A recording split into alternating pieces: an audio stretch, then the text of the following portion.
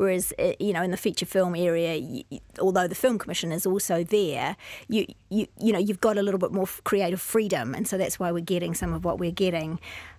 And there's probably some merit in that, but then, you know, again, it is a slightly different medium. There is room for that basic kind of commercial telly. You know, there's nothing wrong in doing that. It's just that at the moment we're not doing the other end as well.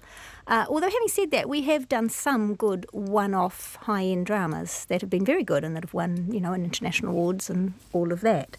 So don't give up. I think there's probably plans afoot. Someone on Filthy Rich is described as having a relationship with money like a stray dog guarding a kebab. Now, I want to ask you about, this is such a sad story, this Australian woman shot dead by a US police officer in Minneapolis. So Justine Damon called 911 for help when she heard noises outside that suggested a sexual assault was taking place. Then she went outside herself in her pyjamas, apparently, to meet the officers when they arrived, and she approached the driver's window. One of the officers shot her dead. Shot through the car door, it seems, from media reports from inside the car. And both cops had their body cameras switched off, and her neighbours held a media conference in the street. But what I do know is that we have serious problems with police violence happening in our community. And I know that it's difficult for some people to hear who have had a great relationship with the police. But the reality is that in many of our communities, none of us expect for something like this to happen. And that's not an unfamiliar saying. Do you wonder what sort of society they've got over there now that this can actually happen? Well, I mean, we don't know yet exactly what did happen. No. I mean, was it like an accident? I mean, did a gun go off, you know, almost accident? I mean, was it someone being frightened and trigger? I mean, yes, maybe we have got to the point where the cops are so trigger happy. It doesn't make any sense, this one. No, it doesn't make any sense. Well, not even the mayor can get answers. It's just, I know. But it is a worry, and I think I read it was 564 people have been shot by police so far this year in America. I think that was the figure I read, and, you know, it really is quite tragic. And, of course, it leads on to riots and to other things happening. So it's going to be very interesting to see what happens with this one. Actually, the officer was a Somali refugee who had come to the States, and that's really sad too, that, you know, they're against this Australian lady. So it's really kind of sad. And it is sad, and it's going to be very interesting to see what unfolds. Yeah, you'd be hoping it is some tragic accident. Indeed, yeah. Gareth Morgan wants to pay every young person $200 a week with a universal benefit. Not much time to discuss this before we go, but I'll mention it, seeing as this is the day. He says targeted welfare payments are needlessly complex. So if you're between 18 and 23 and Gareth gets to call the shots here, you'll receive $200 a week. $200 a week. Whoa! Yeah, there'll be a few votes on that. It would replace the student allowance and the first $10K of any other benefits, and he reckons it may even help bring down the suicide rate. What do you think of this kind of youth universal benefit? It's interesting because that plus what the Greens have been talking about taking up a benefit. Yep. It does seem like it's sort of getting quite close to the territory of the universal basic income, exactly. Which I have an interest in and got even more interested in when I watched that big program about the future that John Campbell and Nigel Latter did, where, you know, automation and all of that. And yes, I maybe we could trial it in one town, the universal basic income. Which is what they're doing overseas with the universal benefits. See if it works. All right, thank you. Barry, before you go? I can't comment because the government pays me about $300 a week as a pensioner. So, I mean, I'm not going to complain about, you know, the youngsters because I get paid by them. Barry Corbett, Irene Gardner, thank you for your company. Rowan Quinn coming right up now on Checkpoint.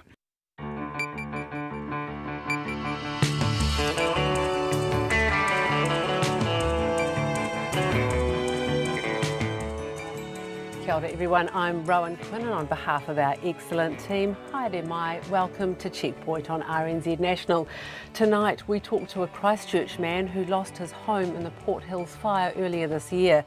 He says his house may have been saved had it not been for a chairlift at the neighbouring Christchurch Adventure Park. A video shows it appearing to drip flammable material from the plastic chairs through the hills.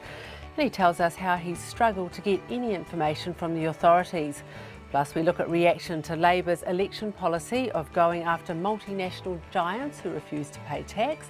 We speak to John Key, who's just received Australia's highest honour. Plus, reaction to the Warehouse's plans to have students working for free. RNZ News at 5. Kia ora, good afternoon, ko Katrina Bat and tēnei. The police are hunting for two men who viciously attacked an Auckland woman and her daughter. The woman was getting into her car to get takeaways in Point Chevalier about 7 last night when she saw two men trying to break into her neighbour's car. Laura Tupou reports. The police say the two men turned on the woman, punching and kicking her until she was unconscious. Her daughter tried to come to her aid and was also attacked. The men then stole the woman's keys and her car. The police say it was a completely unprovoked attack that's left the victims traumatised. Ko Laura Tupou aho. Another Australian Green Party senator has resigned after realising they hold dual citizenship. The Greens deputy leader and Queensland Senator Larissa Waters has lived in Australia since she was a baby, but was born in Canada and did not renounce her dual citizenship when she ran for office. The Australian Constitution disqualifies potential candidates from election if they hold dual or plural citizenship. She's apologised for the mistake. I just want to apologise to my party and to all of the wonderful Queenslanders that I've been so proud to represent in the last 6 years. Larissa Waters, whose resignation comes less than a week after her fellow Green deputy leader Scott Ludlam quit when he realised he held dual New Zealand citizenship. The police say a Dunedin officer, now revealed as a stalker, has had full pay for 2.5 years while on suspension. A High Court judge has overturned a suppression on the occupation of Constable Jeremy Bewis, who was sentenced in April on charges of criminal harassment, willful damage and threatening to kill or do grievous bodily harm. Lydia Anderson has more. Bewis subjected his victim Daniel Pride to a 2.5-year campaign of serious harassment after a minor dispute over a parking ticket. The Southern District Commander, Superintendent Paul Basham, says Bewis was suspended in February 2015 after the criminal investigation started. He is now going through an internal employment investigation. Mr Basham says Bewis's actions were extremely disappointing. Ko Lydia Anderson aho. Horowhenua's mayor says he's being left out in the dark by his chief executive and officials. An internal audit that's been leaked found people or organisations on a blacklist have had their emails diverted to the chief executive David Clapperton. The mayor, Michael Fayen, was also blacklisted when he was a councillor. Mr Fayen says the situation is untenable because if he's to get legal advice or representation paid for by the council, he'll have to seek Mr Clapperton's approval. He says Mr Clapperton is not responding to his requests for information. Mr Fayen says he was not notified that council officials are now apologising for saying everyone whose emails were intercepted knew about it when they did not. He says he never made any abusive comments via email and he's not worried about the contents of his emails. The government has announced a $500,000 package to help support paua fishers put out of work by the Kaikoura earthquake. November's quake lifted up the coastline by 6 metres in some places, leaving thousands of paua exposed to dehydration and prompting the fisheries closure. The Primary Industries Minister Nathan Guy says nearly $400,000 from the package will go towards supporting paua fishers who bought annual catch entitlements to collect paua in the area but no longer can. Mr Guy says $100,000 will go towards reseeding work in the area to help boost paua stocks. We realise that this fishery is really important for the paua fishers, but we know it's going to be severely impacted for years to come. So this fishery here is not going to open anytime soon, so we want to partner with industry to see how we can look at reseeding options as well. Nathan Guy. The union representing retail workers is describing the expansion of the warehouse's Red Shirt community program as corporate welfare that will rob paid staff of valuable hours. The Social Development Ministry has announced it's working with the retailer to offer 1,000 young people the opportunity to gain work experience and NCEA credits. The First Union Secretary, Maxine Gay, says the initiative amounts to a direct subsidy to a private employer of just under $2 million annually. Ms Gay says about half the warehouse's employees are on permanent part-time contracts and many would love extra hours. The Social Development Minister, Anne Tolley, says feedback from a pilot scheme was overwhelmingly positive. It's 5 past 5. To sport, and the New Zealand heavyweight boxing champion Joseph Parker missed a World Boxing Council imposed drug test because of a holiday. Parker was listed as one of 5 boxers to miss a test this year as part of the WBC's clean boxing program. Parker's promoter, Duco, confirmed the WBO World Heavyweight Champion missed the test after his win over Romanian Razvan Kajanu in May because of an extended holiday in Samoa. Parker is currently training in Las Vegas for his September bout against UK heavyweight Hughie Fury. The Hurricanes and All Black hooker Dane Coles admits he contemplated retiring from rugby during his recovery from concussion. The 30-year-old has missed most of the Super Rugby season and the recent British and Irish Lions tour because of mystery concussion symptoms, but will make his long-awaited return to rugby from the bench in Friday night's quarter-final match against the Brumbies in Canberra. Coles says the layoff took him to a dark place mentally. It wasn't really until I saw like a sports psychologist at the concussion clinic I got referred to, just to kind of put some structure in my life and the way I was thinking, because it was quite negative, I suppose, in the way, not like in a bad way, just, I thought this might be it. Dane Coles. Meanwhile, former Wallaby back Christian Le'ifano will make his Super Rugby return for the Brumbies against the Hurricanes less than a year after being diagnosed with leukemia. That's the news. Gumboots. We're talking a month's worth of rain or more in a day, and above 500 metres, probably falling at snow. A gong. They were apparently last night having a drink, and at some stage Malcolm Turnbull said to him, "Bro, I'm going to invest you in the honorary companion, the Order of Australia." And the Game of Thrones. Even fans who are just in the books are very excited to tune in and see where all these characters are going. Great radio. Guy Espiner and Kim Hill, Morning Report, weekdays from 6. Then on 9 to noon, why Internet New Zealand doesn't want laws to be brought in forcing tech companies to break encryption on messaging services like WhatsApp and Facebook Messenger. And after 10, the history of sugar and man's desire for sweetness in food and drink. Join me, Catherine Ryan, on 9 to noon after Morning Report on RNZ National. Met service weather through to midnight tomorrow, Northland to Waitomo, including Coromandel Bay of Plenty and Taupo, often cloudy with a few showers. Gisborne to Wairarapa, cloudy at times today, fine spells increasing tomorrow. Taranaki to Wellington and Taihape, mainly fine today, cloud increasing tomorrow and a few showers developing about Taranaki, Kapiti and Wellington. Westland and Fiordland, mainly fine today, rain or showers tomorrow. The remainder of the South Island, fine today. Areas of early fog or frost tomorrow, followed by increasing high cloud. And the Chatham Islands often cloudy with showers, easing tomorrow. It's exactly 5:08 and you're listening to Checkpoint. Thanks, Katrina. A Christchurch resident who lost his home in the Port Hills fire earlier this year says his house may have been saved had it not been for a chairlift at the nearby Christchurch Adventure Park. Videos emerged today showing the chairlift continued to run, seemingly dripping flammable material from the plastic chairs throughout the hills. Kieran Grace says the video shows smoke rising to the top of the ridgeline, with his home and neighbouring properties engulfed in flames, and the chairlift should have been stopped. Kieran told me he and his neighbours are now considering legal action against the Selwyn District Council. A short time ago, he described to me the events of February the 13th. It was horrible. We were evacuated that afternoon as the fires came closer and closer.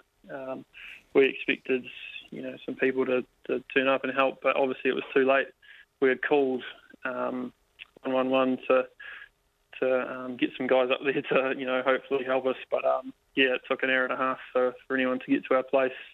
And when they did, they ran out of water. So, it was just a bit of a shame. So in the months since the fires, we've been trying our best to get as much information together to try and get a clear idea of what happened and at least try and find out when our house burned down. And as part of that process, we sort of found these videos and, came across this video showing the chairs on fire. When you were evacuated that night, did you ever have any thought that your house might go altogether? No, not at all. I mean, when we were evacuated, we only took a change of clothes thinking we'd be out for a night or two. We'd never think that it would have been let to get so close to our place and then, finally destroy it. So, when we arrived back the next day to see, nothing standing there, it was a bit of a shock. And how long was it till you actually found out that your house had gone? To this point, no one from the council or the fire service has approached us to tell us that our house burnt down or when it burnt down. It was our own. It was ourselves who went back there and looked from the hill across, and we could see that the house wasn't standing there anymore. Nor was our neighbour's place, and nor was 4 others on our hill. So no one's ever officially let you know, you just kind of figured it out for yourself? I mean, I'm sure it was obvious. It was obvious when you could see a burning pile of nothing sitting where our house used to be. But yeah, no one from the council or from the fire service has ever approached us to tell us when our house burned down. And what about your neighbours? Have they been sort of officially told? No, same story for them. There's been really a lack of communication or any sort of information. So in the months since, we've been submitting numerous official Information Act requests to try and get any information we can from the fire service about what went on. And like I said, during that process is when we came across these videos, and it was just, an absolute shock. And what have you been able to achieve through those OIA requests? So they've given us a timeline from when we initially called for help to when the first appliances arrived to our road. That was an hour and a half, and then they gave us a bit of a general picture of when the guys had arrived at our property, started fighting the fire, when the council fire hydrants ran out of water, when the fire service left, and then when finally the house burnt down from a helicopter report. And what else do you want to find out? We want to find out why the adventure park left the chairlift running during the fire. The first day of the fire, the adventure park was evacuated and no one was allowed in there. So we were pretty confused to see why the chairlift was left running. So I understand it, they left it running to limit damage to the main line, but they left the chairs on the line, which eventually caught fire, and then brought the fire closer to our properties. And what sort of response have you had in trying to find out that information? We've been completely shut out by anyone at the adventure park or in the fire service. They keep going back to saying it's part of the official operational review. They're not saying anything until that's released. But to be honest, they're saying that report's not going to be released till October. We can't wait that long. We can't wait till October to know what we're going to do with our place, if we're going to rebuild or what. So it's pretty hard. It's pretty hard to sort of be told, well, we're not telling you what's going on. So that's why we really want these videos to be shown so people can sort of find out and make their own opinions about what happened. Have you had any insurance payments yet? So we live on a 10-acre farm, so our house and contents were obviously covered by insurance. But as far as the rest of the property goes, we've had livestock, farm buildings, farm equipment, kilometres of fencing, numerous trees, which all isn't covered by insurance.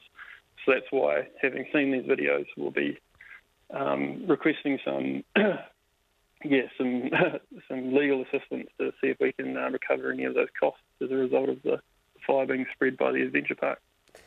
Do you think that if the fire service had got there any earlier, that your house could have been saved? They would have had a chance, and we would have had a chance had we known the fire had be coming closer to put fire breaks in. I mean, we live on farms, we've got farm equipment and everything. We would have had a chance to prepare, not had 5 minutes for a policeman to tell us to leave and to only get a change of clothes. It was pretty hard. Obviously, that's some terrible and permanent damage that's been done and you can't get back. But, I mean, what is your ultimate outcome from here on? When our house went down, we were approached by the council and said we would be supported this whole time. But up until now, we've had nothing but resistance as far as getting any information through with regards to our calls for help, the initial fire response, or information about the water supply failures.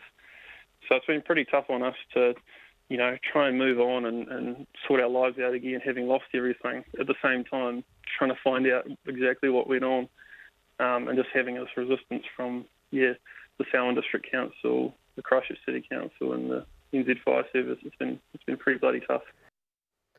And Checkpoint has contacted the Selwyn District Council for comment, but we're yet to receive a response. A tax expert says Labor's threat to slap a punitive tax on multinationals ducking their tax obligations is the wrong way to collect the money. And Land Revenue estimates at least $300 million a year is being lost through tax avoidance by firms like Apple, Facebook and Google. Labor says they're hiding their profits in complicated international schemes and dodging paying their fair share.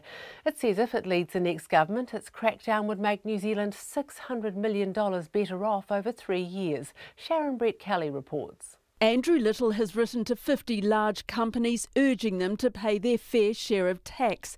New Zealand desperately needs the money, he says, to employ teachers and doctors and to invest in housing and transport. He's threatening to introduce a diverted profits tax on firms that don't pay up. Nice idea, says tax advisor Robin Oliver, but it won't work. The problem is we've got an income tax, and an income tax taxes income generated in New Zealand. That means you have to have capital in New Zealand and or staff people here.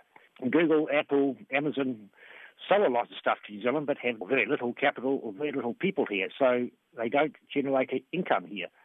So there's no profits diverted from New Zealand. So no profits mean there's nothing to tax. The same rule works for Fonterra selling milk in China. That income is generated in New Zealand by the farmers.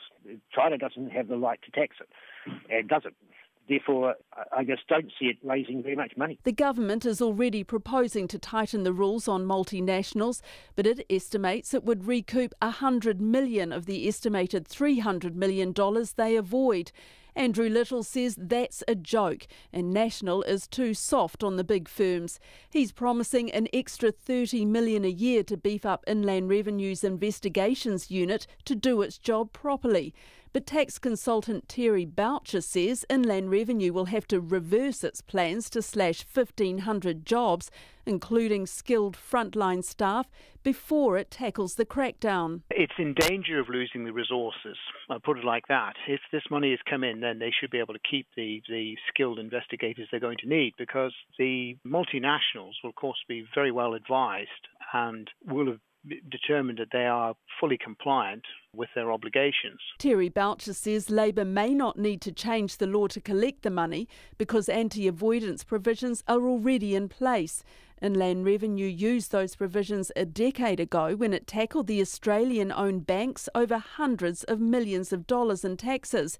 He says multinationals won't be surprised by Labor's plans because of worldwide moves to crack down on tax avoidance. What is not well known or understood is how much information Inland Revenue is sharing with other tax agencies, including, and of particular relevance to a lot of multinationals, the United States Internal Revenue Service. Tax expert Craig McAllister warns efforts to collect more taxes from multinationals could backfire. Like any cost a business faces, that then factors into, well, can we pass those costs on? So it may well be that they pay more tax, but New Zealand just simply pays it through the increase of the cost of goods and services that that multinational sells into New Zealand. Craig McAllister says it's unlikely multinationals will ever pay their fair share of tax because tax systems are so complicated and difficult to police.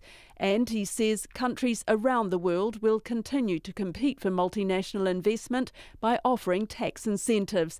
Mō te hotaka o te ahiahi, ko Sharon Brett Kelly, aho. The fatal shooting of an Australian woman by a police officer in the American city of Minneapolis has been ruled a homicide. 40-year-old Justine Demond died after calling the police to report what she believed was a woman being sexually assaulted outside her home late on Saturday night. She was shot multiple times by one of the responding police officers as she approached the patrol car. That officer's been identified as Mohammed Noor. It's still not clear why he drew his weapon or why both officers had their body cameras turned off. Justine Demond's fiancé and family are heartbroken and want answers. With more, here's the ABC's David Cody. 024 Washburn Avenue South, female screaming behind the building. The police radio transmissions from Saturday night describe a chaotic scene. 5:30, shots fired. For those seeking answers about the shooting, it's the best evidence available so far. The officers' body cameras were not turned on, and their vehicle dashboard camera apparently didn't capture the incident. 5:30, I'm starting CPR. Copy, 5:30, starting CPR. 5:30, there are no suspect at large. The police radio transmissions go on to reveal the officers start CPR and paramedics rush to the scene. EMS is coming, rescue is coming. By the time it's over, 40-year-old Justine Demond is dead. The shooting happened in the alleyway behind the Minneapolis home of the former Sydney woman. The Minneapolis Star-Tribune reports an officer in the passenger seat of the police car attending the scene fired multiple times through the driver's side door as she approached them. No weapon was found at the scene, and Justine Demond was reportedly wearing pyjamas. The officer accused of firing the shots is Somali-American man Mohammed Noor. He's released a statement through his lawyer. It doesn't explain what happened, but extends condolences to the family and others touched by the event. The family is looking for more than that. Don Demond is Justine Demond's fiancée. She had already been using his surname ahead of their wedding in August. Our hearts are broken, and we are utterly devastated by the loss of Justine.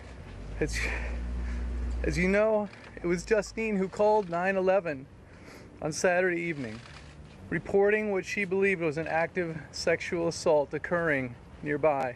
Don Demond read a statement for the cameras, thanking people for an outpouring of love and support. Sadly, her family and I have been provided with almost no additional information from law enforcement regarding what happened after police arrived. As he spoke, his son, Zach Demond, was behind him, his hands on his father's shoulders. She was so kind and so darn funny.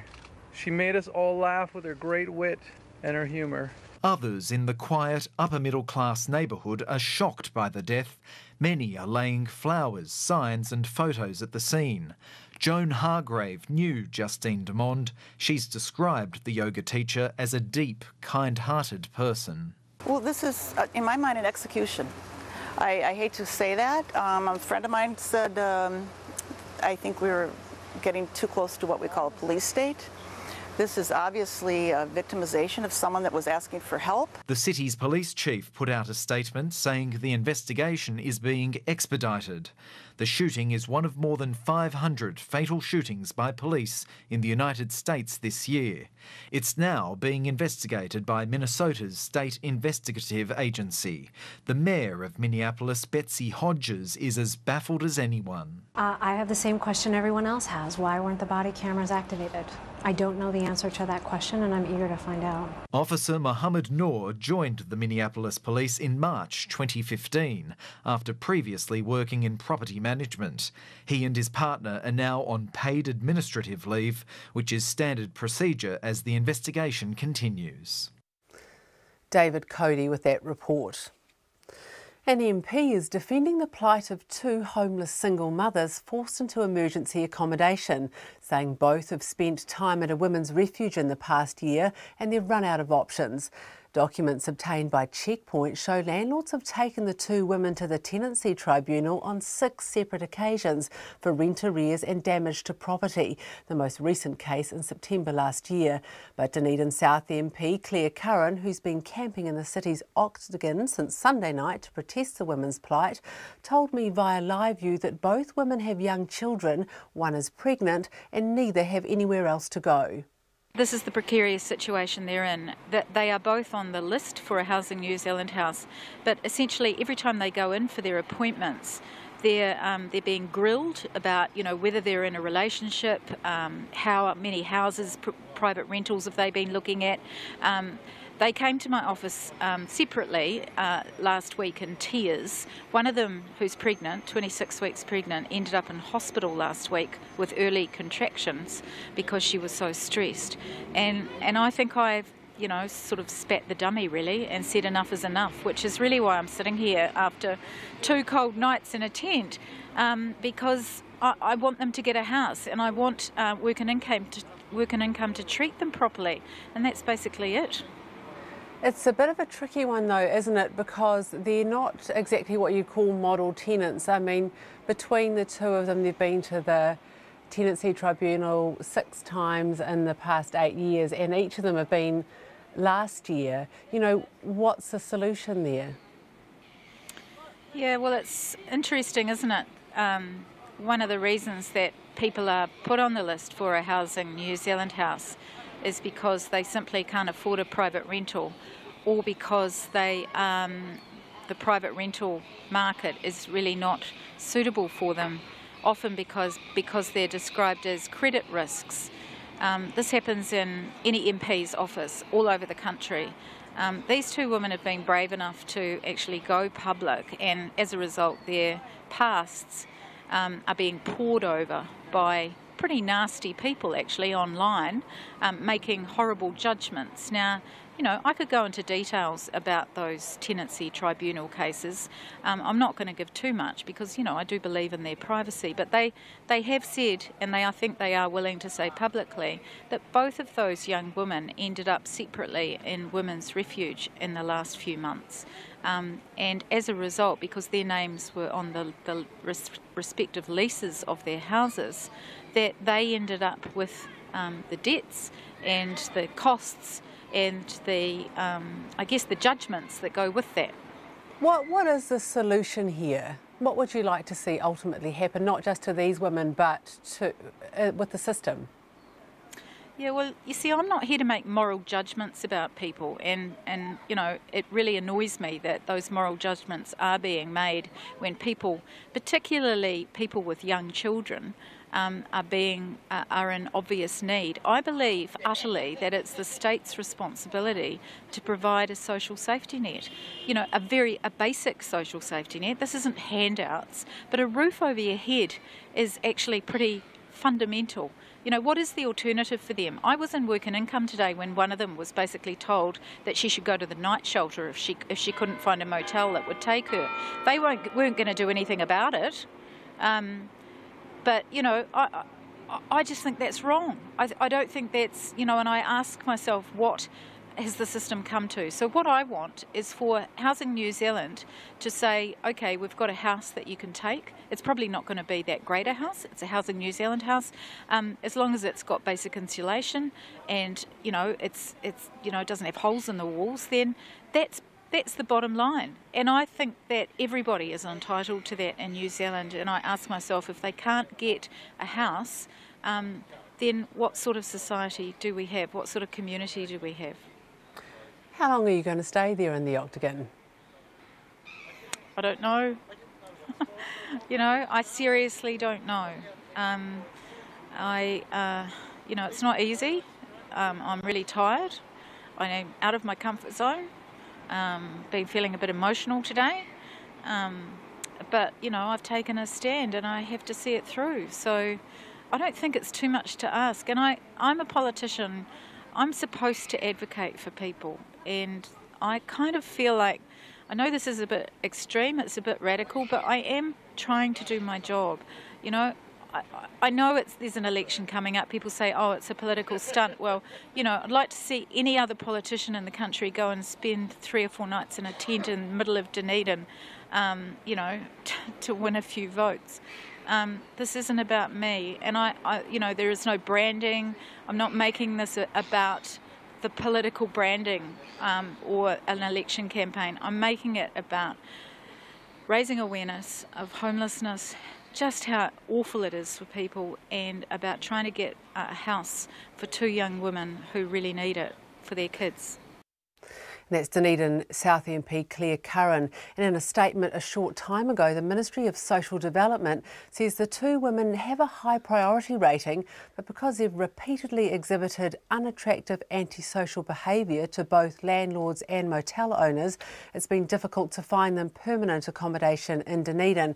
And the Ministry's Southern Regional Commissioner Sue Risman says following events overnight, yet another motel is not willing to house one of the women, and only late today was a short-term alternative was found.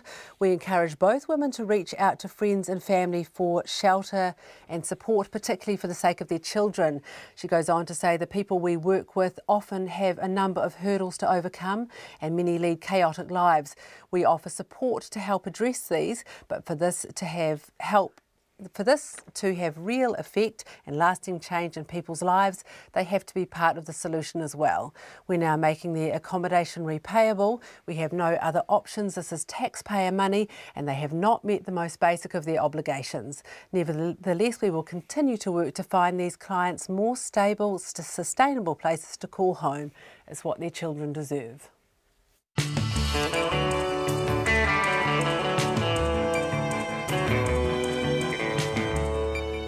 And Katrina is here now with the news. Australia's Green Party has lost another federal senator over dual citizenship. Deputy Leader Larissa Waters has resigned after realising she'd not renounced her Canadian citizenship when she ran for office in 2011. Last week, her fellow Green Deputy Leader Scott Ludlam quit when he realised he held dual New Zealand citizenship. The police are calling for the public's help with trying to find two men responsible for a vicious and unprovoked attack on an Auckland woman and her daughter. The pair were kicked and punched after they saw the men trying to break into a nearby vehicle. The attackers stole the woman's car and fled. Paua fishers put out of work by the Kaikoura earthquake are to receive a $500,000 support package from the government. The quake lifted the coastline, exposing thousands of paua and prompting the closure of the fishery. Most of the package will go towards supporting those who bought annual catch entitlements but can no longer collect in the area. The Labour MP, who's camping in the centre of Dunedin until two single mothers get a state house, says they have run out of options. Claire Curran started her protest on Sunday night, saying she'll stay for as long as she has to. Documents obtained by Checkpoint show the two women have been taken to tenancy tribunal 6 times for not paying rent and damaging property. The fatal shooting of an Australian woman by a police officer in the American city of Minneapolis has been ruled as a homicide. 40-year-old Justine Damond was shot after she approached a patrol car after calling the police to report a suspected assault near her house. The union representing retail workers is describing the expansion of the warehouse's Red Shirt community program as a $2 million subsidy to a private business. The Social Development Ministry has announced it's working with the retailer to offer 1,000 young people the opportunity to gain work experience and NCEA credits. Those are the headlines. I'm back at 6. Thanks, Katrina. And Nona is here now with the business. Hi, Nona. Hello, good afternoon, everyone. So the figures out today are showing that inflation pressures have eased a bit more than expected. And what's driving that? Well, quite a few things, as a matter of fact. Cheaper airfares, cheaper fuel are two of the big ones. So a lot of people might be thinking, wait a minute, I'm noticing that my prices of power has gone up. Yes, it has, as well as, rents and so forth, and new houses too. But overall, inflation actually was flat in the second quarter ended in June from the first quarter ended in March at just, I think, what was it, 1%. So a 1% rise over the quarter, that's all. And that brought the annual increase to just 1.7%. Which is really quite low. It's off its very, very, very lows that we've seen in the last couple of years, but still low enough for the Reserve Bank's forecast of keeping interest rates, holding them till about mid-2019 is looking more on the cards. And so, of course, that really threw the market today. They weren't expecting that. And well, how did the markets respond today? What have they been doing? Well, the New Zealand dollar dropped about 0.5 cent against the US dollar. That was fairly short-lived, though, because the US economy has some weakness that we don't see in the New Zealand economy, and therefore it's recovered all of that. It's at the moment, it's at 73.4 US cents, which is still pretty high. 92.9 Australian and 56 British pence. Now, the New Zealand top 50 index, it was doing extremely well. Yesterday we hit a record high along with a lot of other indexes through Asia and of course Wall Street. We've hung on to those gains and we've added just a few more. So we're now have a new record at 77.07. And that's up 0.1%. That's just a rise of 8 points. Now, Asia, on the other hand, it's come back a little bit. So we're doing pretty well in New Zealand. The market was fairly strong, and that reflects what's going on elsewhere in the world as much as anywhere. And thanks very much for that, Nona. Well, Sir John Key has got another gong, this time from Australia. The former Prime Minister was invested as an honorary companion in the Order of Australia at a ceremony in Canberra this afternoon. The Australian Prime Minister, Malcolm Turnbull, says Sir John was deeply committed to advancing the two countries' bilateral relationships and pursuing common interests around the world. I asked Sir John how he heard he was going to receive Australia's highest honour. Well, Malcolm Turnbull rang me and said that the Australian government had decided to bestow the honour on me. So that happened some months ago, and obviously I was somewhat stunned and shocked, but also really thrilled. But you know, I see it very much as a reflection on the relationship between New Zealand and Australia, and slightly less at a personal level. I think it just demonstrates that we are the best of friends, and you know, that we see leaders across, you know, the ditch on each side as playing an important role collectively to make Australasia, you know, a stronger set of nations in the world. I guess they don't always treat us like best friends, though, Mr. Key. There's been some criticism of the way that New Zealanders are treated. They don't, in Australia, it's hard for them to get citizenship. They can't always get benefits. Many of them are on in detention centres. You know, what would you say to that?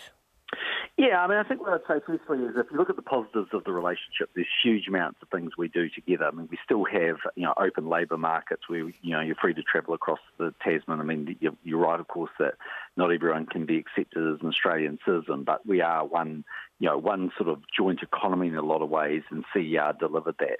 We've worked together in places like Taji training forces in Iraq. We worked together very closely, for instance, on TPP. You know, we looked for regional solutions around the boat people issue. So there's lots and lots of areas where we work very closely together, and from the sports field to the battlefield. I think most New Zealanders would recognise and respect the Anzac spirit that's still very much alive. But that doesn't mean within that there can't be these challenging issues.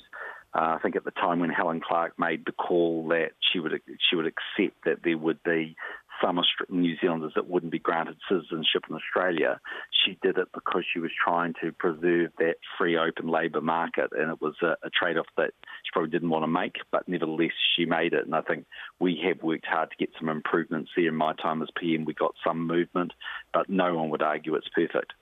You know, and obviously there is a special relationship, and there are a lot of things that have been achieved bilaterally, but I guess are you disappointed that in your Prime Ministership you couldn't do more for New Zealanders that are living in Australia and the rights that they want? We worked really hard for them. I mean, what we didn't want to see was the same thing that Helen Clark as Prime Minister didn't want to see, which is a closing of that window of opportunity for Kiwis to go across the Tasman if they choose to. Now, in my time, actually, you know, increasingly smaller numbers chose to go. And in fact, lots of Aussies came and lived in New Zealand, and that reflected the strength of the economy on this side of the Tasman. But you know, I think we did make some gains, and certainly in that last year, you know, Malcolm Turnbull made some significant progress to allowing some people who'd been in Australia for a long time to become citizens. I mean, it's worth remembering that the bulk of, you know, nearly 500,000 Kiwis who live in Australia, I think a great many of them are eligible to be Australian citizens, but unfortunately, you know, that was the decision made back in the early 2000s that Australia would close the window for allowing everyone to be in that category. That pathway to citizenship agreement that you're talking about there from last year, there has been some suggestion in the last month or two that that could be eroded by changes that Peter Dutton, the Immigration Minister there, is making. Are you disappointed by the fact that that's perhaps not as strong as it was when you left office? Well, obviously what I would like to see, you know, I'm not in a position where I can influence that anymore, but what I would like to see as a, you know, kind of interested observer, I suppose, these days, is that New Zealanders enjoy the maximum rights that they can in Australia. And I think the case that we put up at the time to the Australian government about the fact that these are people that have lived, you know, often, you know, a huge bulk of their life in Australia. They've paid taxes in Australia. They've worked hard. They've been good citizens. They've made a tremendous contribution.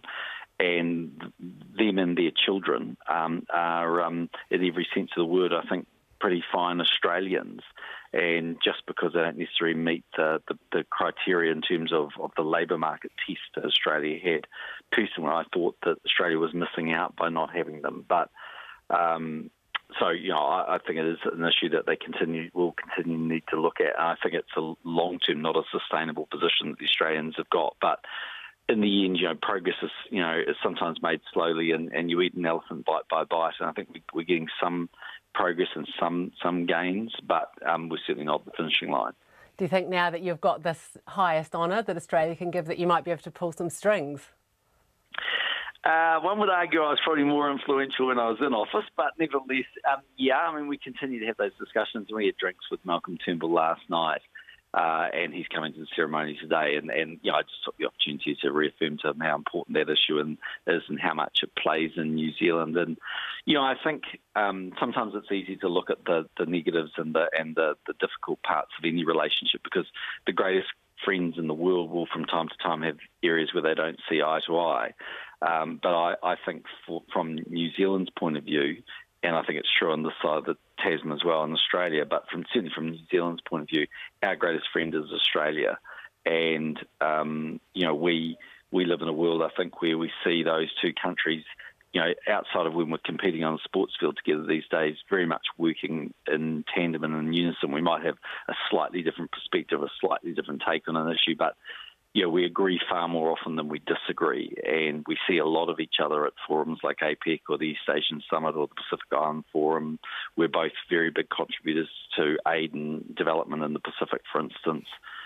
Areas like trade, we've been closely aligned. So, I don't think we should sort of have complete doom and despair. I think there's an enormous amount of strength and goodwill in that relationship, but from time to time, issues like migration can be quite hot issues, and unfortunately at the moment it is in Australia. And, there is a great official friendship between New Zealand and Australia, but did that personal friendship between you and Mr Turnbull perhaps play a part in this honour? I suspect so. I didn't. When you receive these things and you're awarded them, you don't go into a sort of forensics of examination of why it happened. I think you just you're grateful and you accept it in the spirit that it was given. But there's been certainly no secret that Malcolm and I have been good friends, and we've worked together for the benefit of both countries. I do very much see it as a sort of country award. I've asked, because I can invite guests today, I've asked the current Minister of Foreign Affairs, Jerry Brownlee, to be here, and the Minister of Foreign Affairs, who was with me the whole time that I was PM, Murray McCulley, to attend, because I think that reflects the fact that this is very much it is an Australian to New Zealand sort of award, if you like. And while it's lovely that I'm the person that gets that honour, I think you have to just sit back and say, look, there are an enormous number of people that allow the relationship to be at that level, and I was just one of those individuals. Well, thanks very much, Mr Key, and congratulations. Thank you very much indeed. And that's Sir John Key speaking to us from Australia. The police say 2 Auckland women who were viciously attacked when they confronted would-be car thieves are traumatised but recovering. A 55-year-old woman was knocked unconscious in the suburb of Point Chevalier after she noticed 2 men breaking into her neighbour's car. Her daughter was also set upon when she tried to help. Bridget Burke reports. Detective Senior Sergeant Glenn Baldwin says the woman had been going to get takeaways but ended up unconscious on the roadside as the 2 thieves punched and kicked her. Police are appalled by this violent attack. 2 innocent members of the public have been brutally assaulted and injured. We need the public's assistance to catch these men. Glenn Baldwin says the men then fled in a blue Volkswagen Polo hatchback, which was found in the neighbouring suburb of Mount Albert this morning. They are appealing for sightings. Both the victims have been traumatised by the events, and police are asking for the public's help to locate these men and hold them to account. This was a brutal attack, and these men need to be locked up. Glenn Baldwin says though it was all over very quickly, it was a shocking attack. He says the police would never recommend approaching an offender, but the women acted with courage. It's really alarming when you walk out of your home and you're set upon by a couple of violent offenders like that who are, committing a crime. They need to be caught.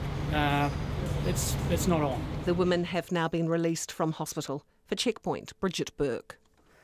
A living monument's been unveiled near Schiphol Airport in Amsterdam in memory of those killed on Malaysian Airlines flight MH17. The plane was shot down by a missile over Ukraine 3 years ago, killing all 298 people on board. Most of those killed were Dutch or Australian citizens. The ABC's Anne Barker reports. A field of young trees surrounded by sunflowers blow in the wind next to the airport where flight MH17 took off. The site is now a permanent monument to those who 3 years ago said their last goodbyes before boarding the fateful flight.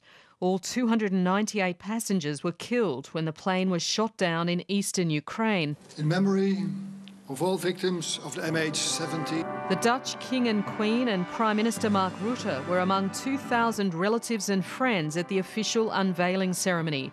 A single tree has been planted for each of those killed. The names of every passenger were read out. To my loving parents, Arjun Rada, 54, Yvonne Rada, 53. 38 of the victims were heading home to Australia. John O'Brien from Sydney lost his son Jack. Our beloved son and brother, Jack Samuel O'Brien, 25 years. Marita Norris and husband Anthony Maslin lost their 3 children and their grandfather. Our beautiful children, Mo Maslin, 12, Evie Maslin, 10, and Otis Maslin, 8. To our beloved husband, father and grandfather, Nicol Charles Anderson Norris, 68 years. A criminal investigation by Dutch investigators last year found that flight MH17 was brought down by a missile fired in territory held by pro-Russian rebels. It's identified around 100 possible suspects, but Russia denies any of its rockets were responsible, and Moscow has blocked efforts to try any Russians in an international court. But Dutch authorities, with international support, are determined to bring the culprits to justice in the Netherlands. And Evert van Zeetveld, chair of the MH17 Disaster Foundation, says he won't rest till they're punished. Het realiseren van dit monument betekent niet dat we klaar zijn met ons werk. The realisation of this monument doesn't mean we've finished our work, he says. The foundation won't sit still and won't be silent until the guilty have been brought to justice and received their punishment. 3 years on from the MH17 disaster, the war in Ukraine drags on. International monitors continue to register ongoing ceasefire violations. Alexander Hoog from the OSCE monitoring mission in Ukraine fears the lull in fighting could again spill into all-out war. We have seen a slight decrease in the number overall in the past period. However, the ingredients for a flare-up are still there. That is, on the one hand side, the close proximity of the forces and armed formations, and on the other side, the presence of heavy weapons in areas where they shouldn't be. The passengers from MH17 are now at rest, but the number of war victims continues to grow. And that was Anne Barker with that report. House sitting is becoming a way of life for an increasing number of people who are finding home ownership or even renting a property too much of a financial stretch. Anusha Bradley reports on the rising number of people, and not just in Auckland, who are choosing to look after other people's homes in order to save up for their own. Primary school teacher Brittany Wong and her husband Bourne have been house-sitting part-time in Auckland for the last 18 months. Mainly because we were saving for a house, and as you know, in Auckland prices at the moment, it's quite an unachievable task. So the house-sitting was an idea that we thought that we could save some money while living in a very small studio so that we could save some extra cash. We've managed to actually within that month, year and a half, we managed to save a very sizable deposit. Jason Strong set up the house-sitting company 8 years ago after he and his wife lived in 100 homes over 3 years rent-free in order to save up for their own place. He says a couple of years ago, 90% of house-sitting activity handled by his company was in Auckland, but it now accounts for only half as property prices further afield have risen. The last 3 years where it's really boomed for us, not just in Auckland, North Shore, then Auckland Central, then it's actually Wellington and Bay of Plenty that are our biggest regions. Younger couples are doing it to save money, and to either save money because they can't afford to live in Auckland, or they're trying to save a deposit. So we do have a lot of younger couples doing that. But we also have a lot of house sitters now that are retired, and they're not doing it consistently. They're just choosing sits that look good to them. Maybe they want to go to Queenstown for a holiday, but they enjoy the travel aspect of it. 58-year-old Stephanie Wynne is one of those. Semi-retired, she's been house-sitting almost continuously for the last 6 years. She's not saving for a house. In fact, she doesn't want one, but says it's an affordable way to live and see the country. It's a beautiful exchange, I feel. You know, I'm looking after their pets and their home and security, and I get free accommodation and, you know, utilities and stuff. So I'm quite happy not to invest in property again. While Brittany Wong and her husband enjoy house-sitting, she says she's looking forward to getting into their own home one day. We can buy a house at the moment if we wanted to, but we're just saving a little bit more because we notice that the market's going down, so we're just kind of buying our time a little bit at the moment.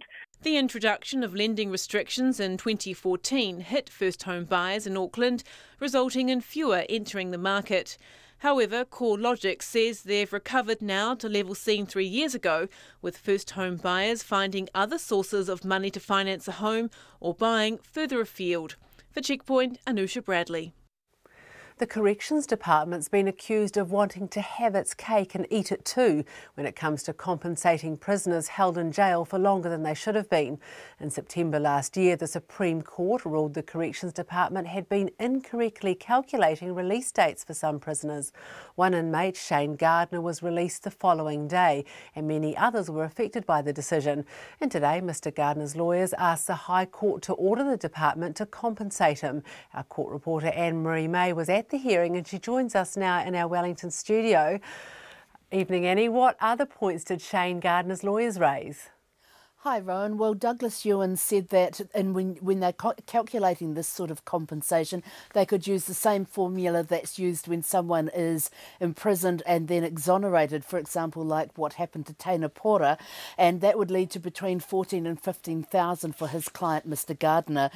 Corrections said it had been open to Shane Gardner to actually take action himself while he was in prison. He could have asked the prison inspectorate or the ombudsman to take a look at his case and work out how long he had been held for and whether it was right or wrong. Douglas Ewan said that would have been an exercise in futility. He said the department had felt constrained and unable to act until it received that Supreme Court decision. Mr Ewan also said that for Corrections to suggest his client shouldn't receive the same amount of compensation as would be paid to someone who had never been in jail was wrong in principle. He said that created classes of deserving and undeserving recipients of such compensation. And Anne-Marie, how did the Corrections Department respond to those matters? Well, we actually heard from a member of the Corrections Department's executive, Rachel Lealta. She said that great care is taken to ensure that prisoners' release dates are correctly calculated. She said until last year's Supreme Court ruling, they had been doing that in line with an earlier Court of Appeal decision, and they couldn't change that until it was overruled by a higher court. In response to a question from Mr Ewan, Rachel Lealta said that Corrections still doesn't have a final figure as to how many people might have been held for longer than they should have been since 2003, when that previous way of calculating release dates was implemented by the Court of Appeal. Corrections lawyer Daniel Perkins said there also had to be some consideration of whether there was any claim by victims of Mr Gardner's offending under the Prisoners and Victims Claims legislation. And what's due to happen next, Anne-Marie? Well, Justice Cunningham reserved her decision today. There are several other cases, Rowan, that are sort of on hold, waiting to see what happens in this case. And if Justice Cunningham rules in favour of Shane Gardner, those other cases will be activated. Corrections has also appealed against a High Court decision last year. That was a decision in which Justice Simon France said that the Supreme Court ruling had to apply retrospectively. It couldn't just affect future cases. That appeal has also now been put on hold pending today's decision, and whatever happens with that, if it goes against Corrections, there's likely to be one big appeal hearing that will cover all of those issues.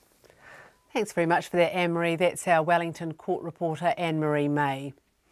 Well, Prince William and Catherine, the Duchess of Cambridge, have begun a 4-day tour of Poland and Germany, with Prince George and Princess Charlotte stealing the show. After meeting the Polish President Andrzej Duda and his wife in Warsaw, the royal family greeted crowds waving British flags. The children were diplomatically dressed, with Charlotte in a red and white patterned dress reflecting Poland's national colours, while George donned a checked shirt and shorts in the Union Jacks red, white and blue. Kate, who carried Charlotte off the plane, wore white Alexander McQueen. Prince George, who turns 4 this weekend, was reluctant to leave the plane and stood on the tarmac swinging his legs as his parents greeted officials. William and Kate then visited the Warsaw Uprising Museum, which commemorates the 1944 battle against Nazi occupiers, in which tens of thousands died and the city was razed to the ground. Later, they met young entrepreneurs before attending a party organised by the British Embassy to celebrate the Queen's 91st birthday, where William praised the strong ties between the two countries. Almost 900,000 Poles live in Britain. The Warehouse has struck a deal with the government where it gives 1,000 young job seekers, or people on the benefit, work experience for 3 full-time weeks, but doesn't have to pay them. The union representing retail workers says it's essentially a subsidy for the Warehouse, nearly $2 million of free labour. But the Warehouse said in a statement it doesn't gain financially from the scheme. It says it's, quote, in no way free labour, and the workers spend almost all of the 3 weeks learning as opposed to working.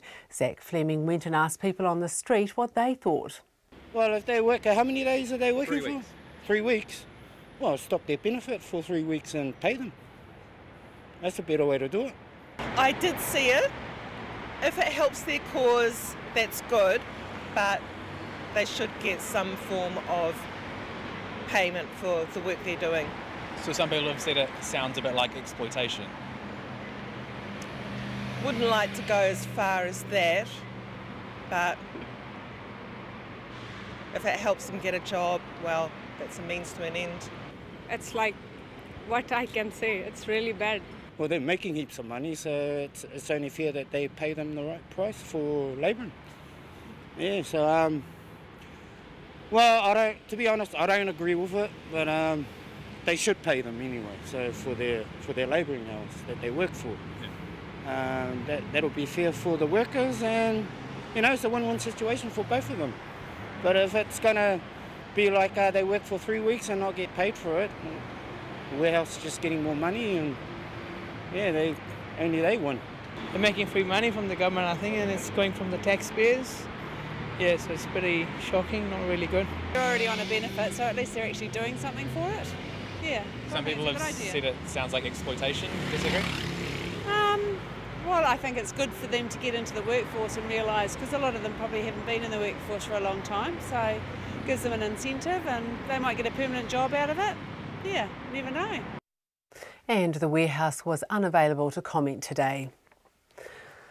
Snails have returned to Congham in Norfolk, Eastern England for the annual celebration of the Gastropod Games, otherwise known as the World Snail Racing Championships. Here's Zach Fleming again with a summary of the day's action.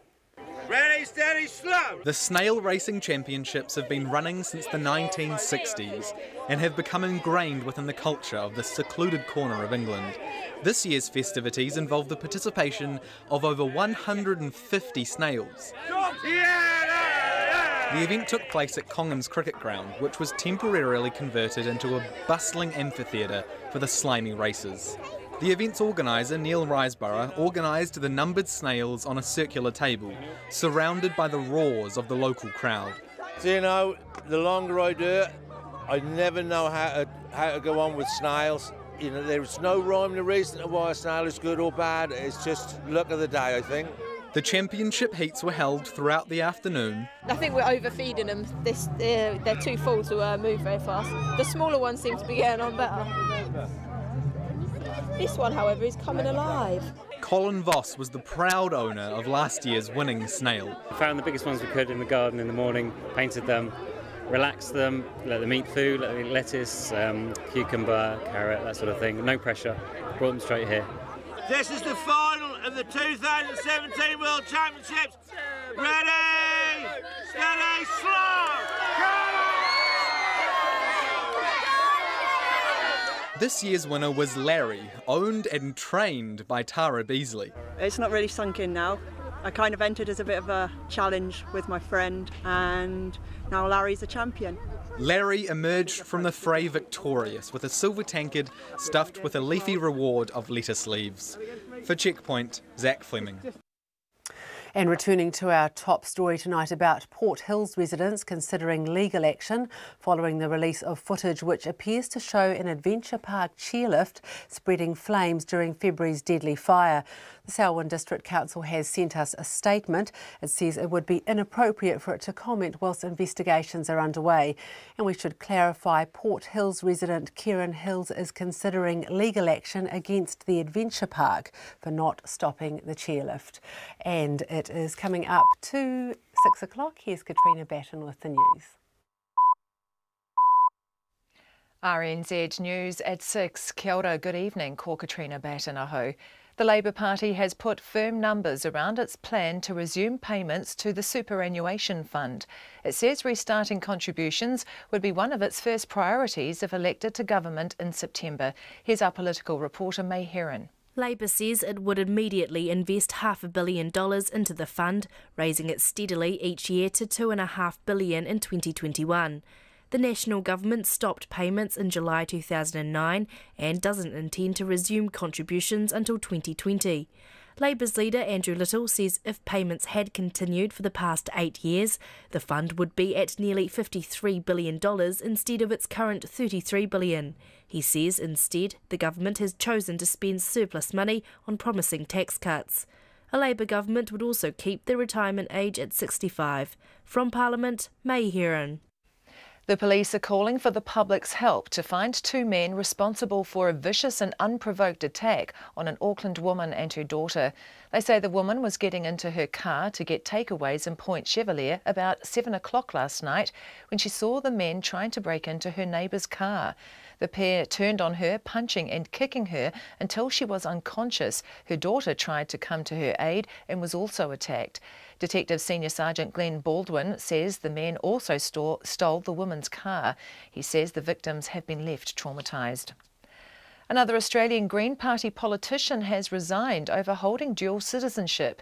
The Greens' deputy leader and Queensland Senator Larissa Waters has resigned after realising she holds dual citizenship and should never have been elected to Parliament. Ms Waters was born in Canada and did not renounce her dual citizenship when running for office, making her ineligible to serve since her election in 2011. Her resignation comes less than a week after her fellow Green deputy leader Scott Ludlam quit after realising he also held dual New Zealand citizenship. The Australian Constitution disqualifies potential candidates from election if they hold dual or plural citizenship. The Greens hold a key block of Senate seats and have stymied legislation by Prime Minister Malcolm Turnbull's Conservative government, which does not control the Senate. The grieving partner of Australian woman Justine Demond says the police must tell him why she was shot by an officer outside their Minneapolis home. The 40-year-old died after calling the police to report what she believed was a woman being sexually assaulted outside her home. She was shot multiple times by one of the responding police officers, identified as Mohammed Noor, as she approached the patrol car in her pyjamas.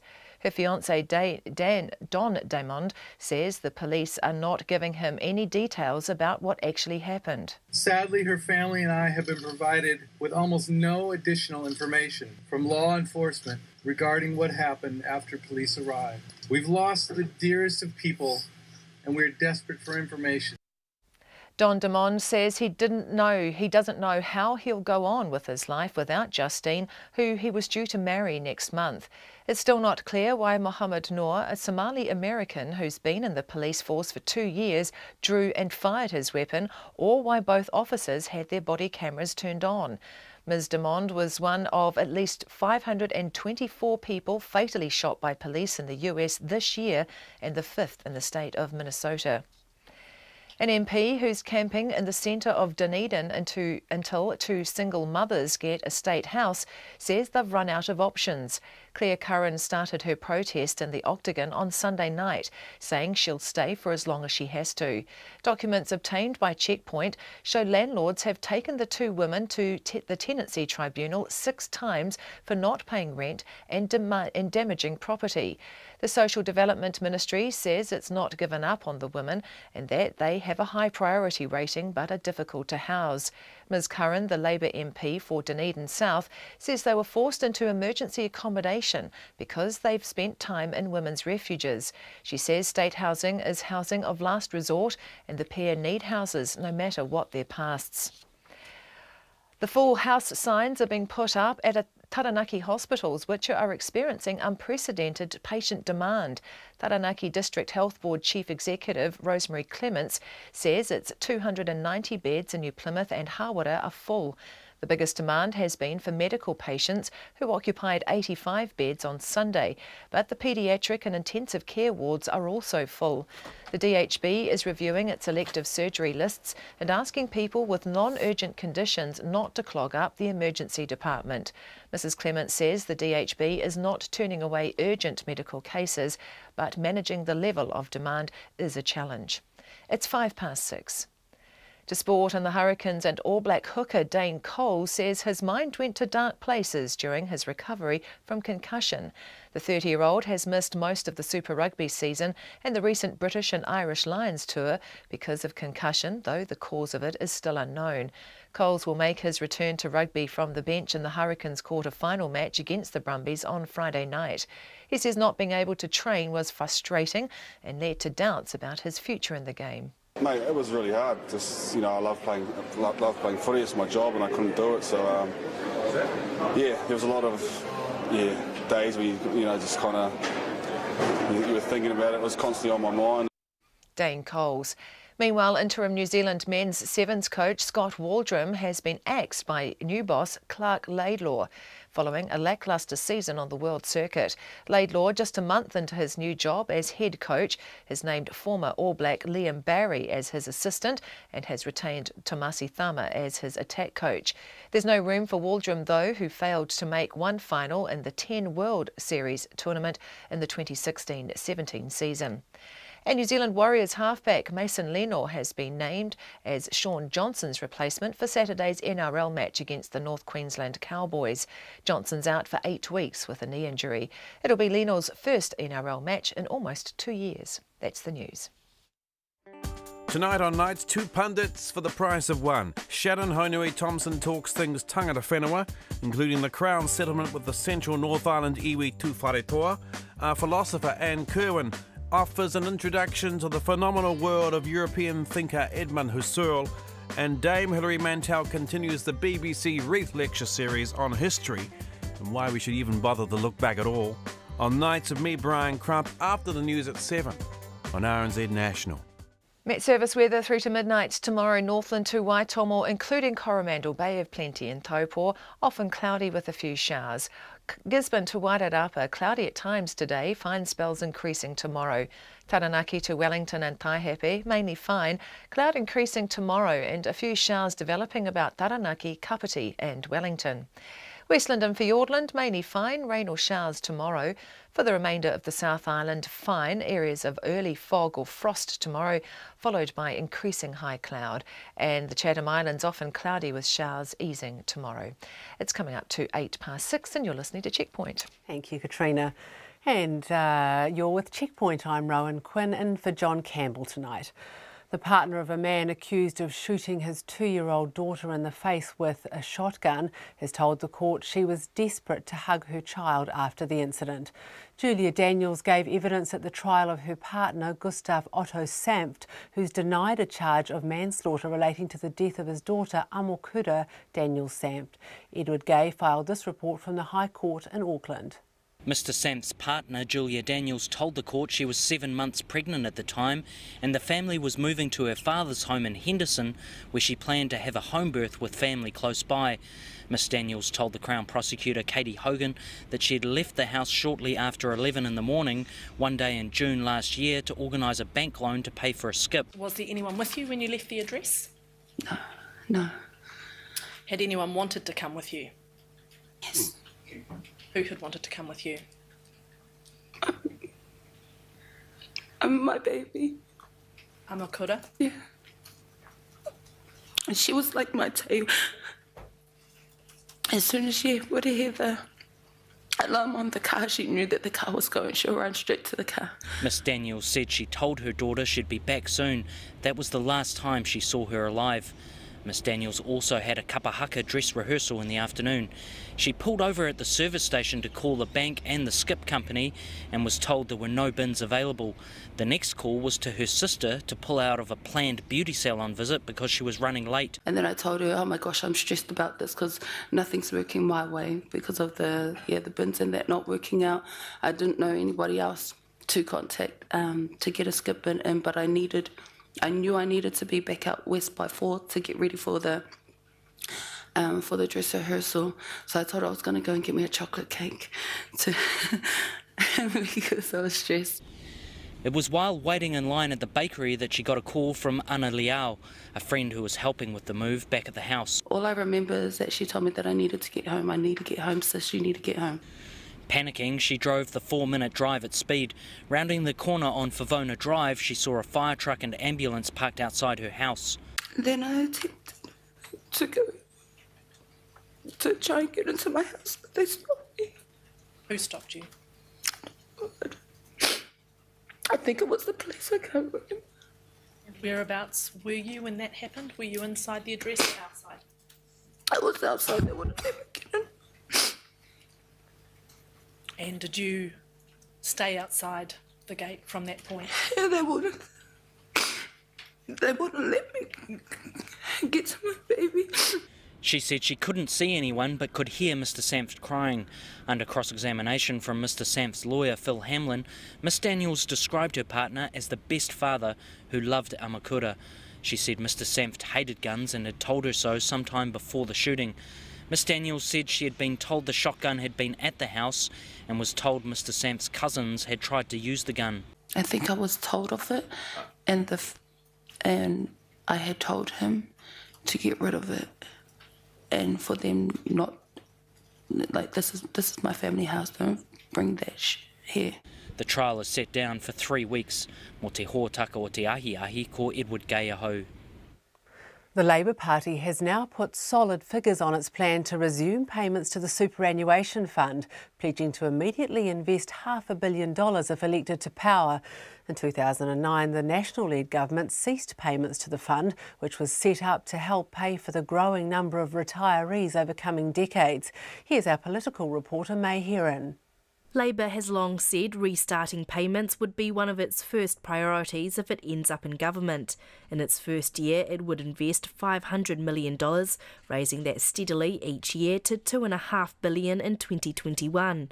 Labour's finance spokesperson Grant Robertson says if payments had continued over the past 8 years, the fund would be at nearly $53 billion instead of its current $33 billion. We cannot afford, if we want to keep paying super out to people in a sustainable way, to not be contributing to the super fund.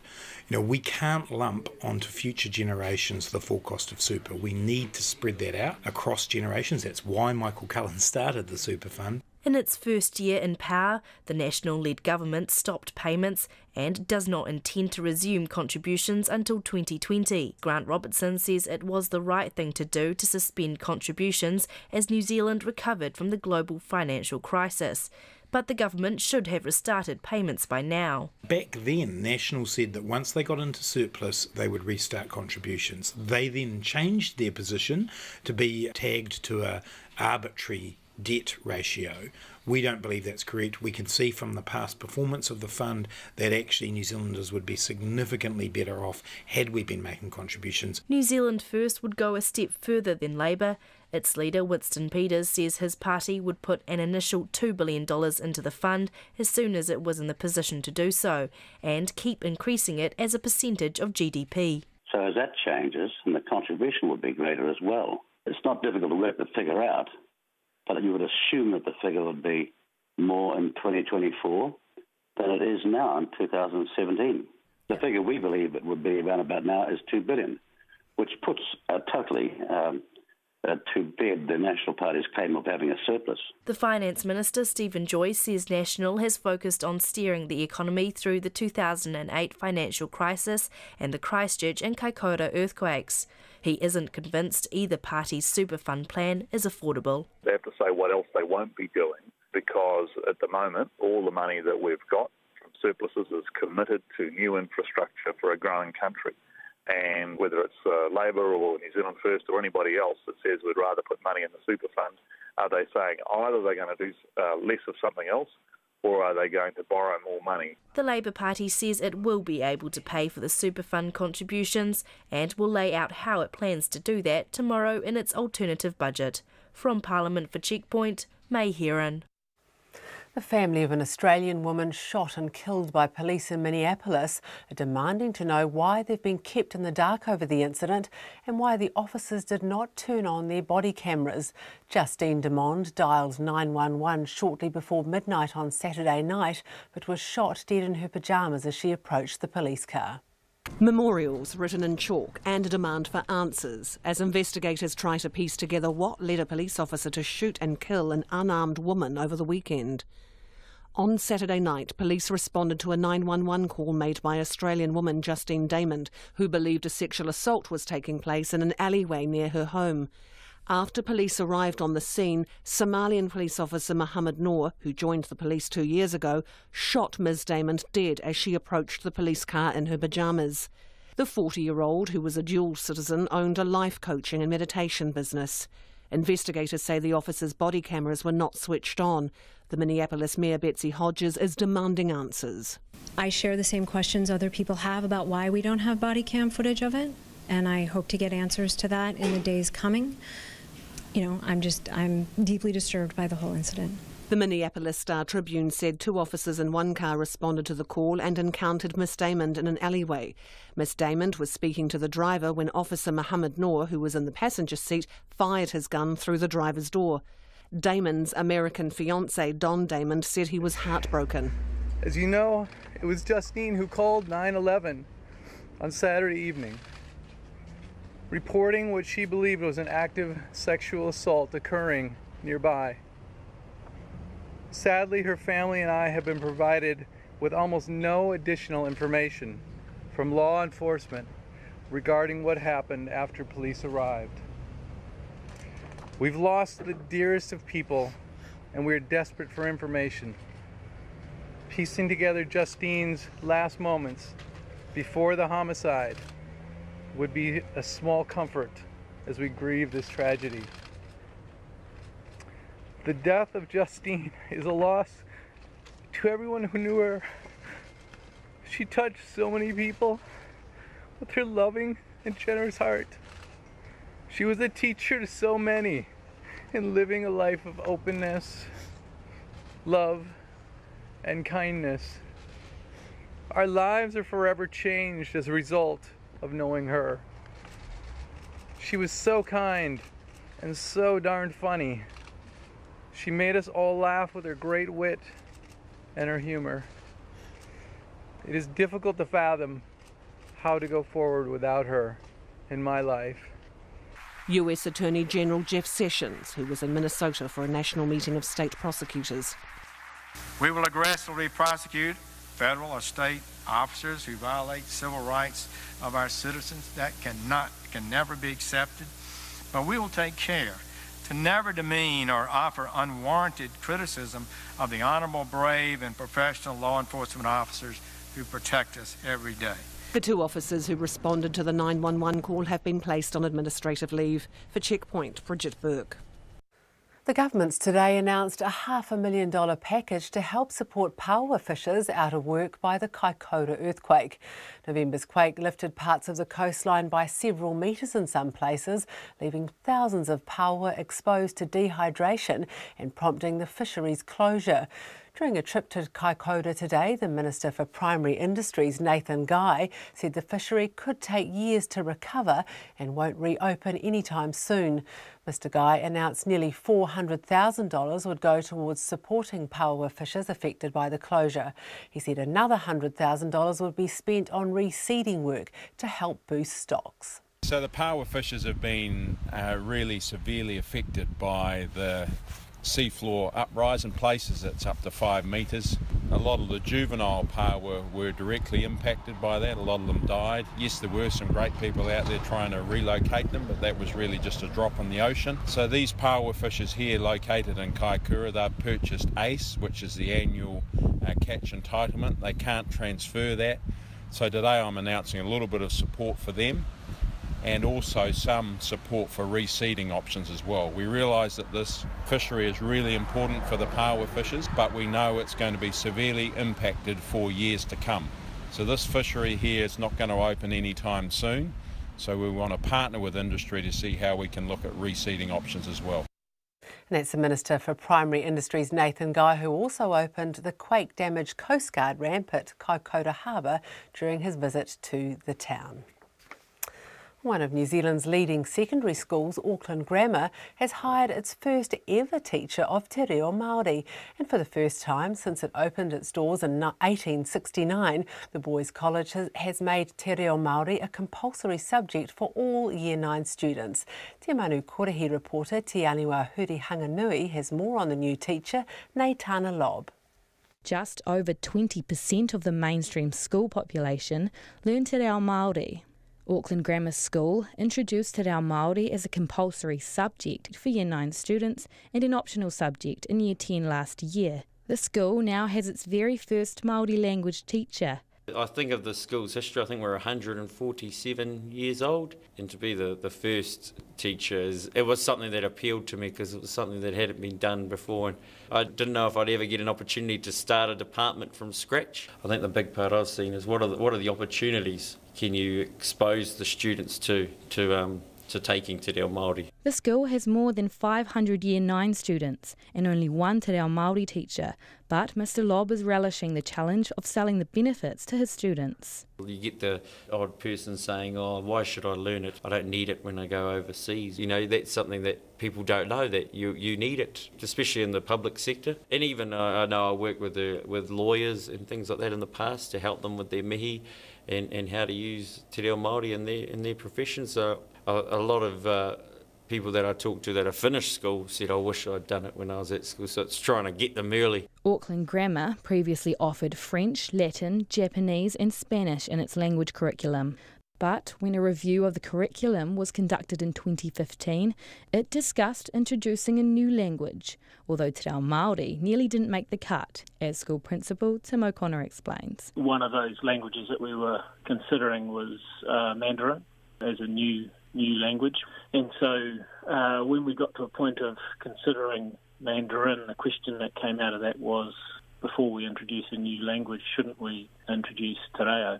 Mr O'Connor believes te reo Māori should be taught at all schools throughout the country. I think te reo should be an offering in New Zealand schools, but I understand that's a decision for each school to make. I think being able to speak some te reo, to have an understanding of tikanga Māori, just being able to introduce yourself, so mihi mihi in New Zealand moving forward is something that would excite most New Zealanders. Mr Lob agrees, saying te reo Māori is a vital part of what it means to be a New Zealander. It's important because it's a national language and it's part of our identity as a country. It's good to have that connection with tangata whenua. Next year, te reo Māori will be offered as an option to Auckland Grammar students in Years 9 and 10 and will be available to all students by 2020. Mo te hōtaka o te ahi pōnei, ko te aniwa Huri Hanganui ahau. The American President Donald Trump is promising a golden era of energy, but many who work in the nuclear power industry are concerned about how they fit into that vision. The industry's in decline. One operator has filed for bankruptcy and plants are closing across the country. One of them is 3 Mile Island in Pennsylvania, the site of a partial meltdown in 1979. It's due to shut by September 2019. Our correspondent Kate Fisher went there and sent this report. 4 huge chimney stacks dominate the skyline here at 3 Mile Island, but only 2 of them steam water vapour high into the sky. The other 2 have stood idle for nearly 40 years after an accident stopped production. Now owners Exelon say the remaining reactor will have to be retired too. Union Chairman Nathan Grove is fighting to keep it open. We're competing against the subsidies that are given to other carbon-free emitters like wind and solar. And believe me, I'm not anti-wind and solar. I'm truly all about diversity. But when the playing field starts to get skewed and the government is starting to choose winners and losers, communities like here in Middletown are going to be the ultimate loser. With cheap natural gas readily available and subsidies for renewable energy, nuclear power simply doesn't pay anymore. But industry expert Samantha Gross from Brookings Institution says it will be hard to replace nuclear power plants once they close. Nuclear faces some real challenges. We're seeing a couple of new nuclear plants under construction here in the US are really in jeopardy right now because the company that's building them, Westinghouse, has gone into bankruptcy. They underestimated the challenges and some of the financial risks in building those plants. And although the president does appear to be enthusiastic about the future of nuclear, we still don't know how he intends to improve things. We will begin to revive and expand our nuclear energy sector, which I'm so happy about, which produces clean, renewable, and emissions-free energy. A complete review of U.S. nuclear energy policy will help us find new ways to revitalize this crucial energy resource. His words are encouraging to those whose livelihoods hang in the balance, but they want to hear the detail. President Trump has called for an energy revolution, celebrating American production on American soil. But people in this part of Pennsylvania have seen little evidence of that. They're hoping Trump's enthusiasm translates into action soon. For Checkpoint, I'm Kate Fisher in Middletown, Pennsylvania. Well, the 200th anniversary of the death of one of Britain's greatest writers has been commemorated this week. Jane Austen was only 41 when she died, but she left behind a huge body of work which has entranced generations of readers and led to numerous television productions and films. There are throngs of Austen fans known as the Janeites. The BBC's Duncan Kennedy went to meet some of them. Ball gowns and breeches. These are the incomparable Janeites. Back again. Devotees of Jane Austen are gathering across Britain to mark 200 years since her death. Among them, Sophie Andrews. This is the bedroom. Yes, this is my Austen shrine, perhaps should be the word. From the dresses, the blogs, and the 100 copies of Pride and Prejudice, Sophie is pure Janeite. For her, Austen is a cultural touchstone. Sort of themes of her stories are still things which concern people today, like the need for money, wanting to find love, family relationships. That still all happens today. Universal and timeless. Exactly. It is a truth universally acknowledged that a single man in possession of a good fortune must be in want of a wife. In those 23 exquisitely witty words, Jane Austen opened Pride and Prejudice, a book adapted for every generation. Take this same scene between Lizzie Bennet and Lady Catherine de Bourgh in 3 different productions. You are mistaken, madam. I have not been able to account for the honour of seeing you here. And if I am that choice, why may I not accept him? You have insulted me by every possible method. I must beg to return to the house. It was at Chawton in Hampshire Jane Austen completed her works, cramming them with 19th century manners, morals and messages of social comment. The following conversation, which took place between the two friends in the pump room one morning. The former model, Lily Cole, is one of the voices of Audible's new version of Northanger Abbey and says Austen is still influential. I think there's also bigger messages that are still interesting and relevant today around kind of social critiques, class structures, love and romance, and how those two things can interrelate sometimes. Jane Austen was buried in Winchester Cathedral, having completed only around half a dozen or so works. But 200 years on, such is her continued literary pulling power, she'll feature on the new £10 note being unveiled this week. Ironically, Jane Austen made little money herself, but her legacy remains a currency that endures to this day. And that was Duncan Kennedy with that report. We've got time for a little bit of feedback now. This one is saying WINZ can pay rent directly to HNZ. These mothers, this is on the two women who are the MP Claire Curran is protesting about the fact they can't get a Housing New Zealand home in Dunedin. So WINZ can pay rent directly to HNZ. These mothers may be struggling with the commitments that come with being tenants. That doesn't mean their kids deserve to be homeless. Good on Claire Curran for shining a light on their situation. Meanwhile, thousands of state houses have been demolished and their vacant sections treated at land bank deposits. And that is some feedback from Keith. Thank you very much for that, Keith. And that's Checkpoint for this evening. Thanks for joining us on your radio, your television, online, or however you chose to connect with us today. You can hear highlights in late edition at 10:15 this evening, or any of our stories tonight on rnz.co.nz/checkpoint. And for all the latest news, information, feature stories from New Zealand and around the world, go to the rnz.co.nz homepage. So for me, Rowan Quinn, and for John Campbell tonight and the Checkpoint team, have a great night. RNZ News headlines at 6:30. The Labour Party says restarting contributions to the superannuation fund would be one of its first priorities if it becomes government. A Christchurch resident is blaming a burning chairlift from the Adventure Park for the loss of his home in this year's Port Hills fire. The full house signs go up at hospitals in Taranaki due to unprecedented patient demand. The police ask for public help after a vicious and unprovoked attack by two men on a mother and daughter in Auckland. Australia's Green Party loses another senator over dual citizenship issues. And the wrecking ball is about to swing on two prominent quake-prone buildings on Wellington's waterfront. Our next news and weather is at 7. On his new album, rapper and entrepreneur Jay-Z offers a confession, a manifesto, a critique